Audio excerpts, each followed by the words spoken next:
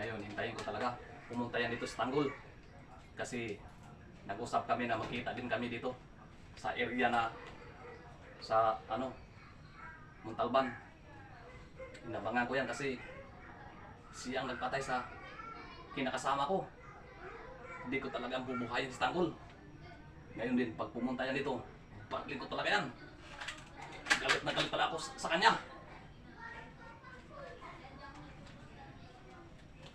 Nandito ka na, Tanggol. Bakit? Pinatay mo yung asawa ko. Wala akong kinalaman sa sinasabi mo. Wala, hindi na ako maniwala sa'yo. Ito ang katapusan mo. Ito ko. Ito ko. Lalaban ka. Ayun ka, hindi ka lalaban. Ito ko.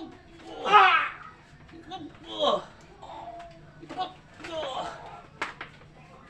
Hindi ka lalaban. Bakit hindi ka lalaban sa akin? Hindi ako lalaban sa'yo. Kahit anong gawin mo.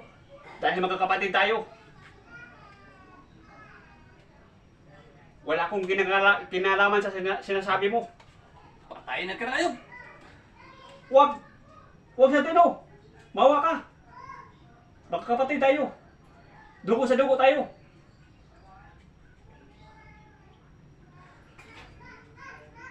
Umalis ka na, Tanggol, kasi visit up lang tayo ni Tatay Rigor.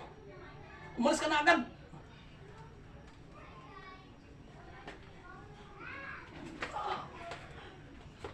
Buti nga, kaya nakinig si Tanggol. Kasi inisahan lang kami ni Tatay Rigor.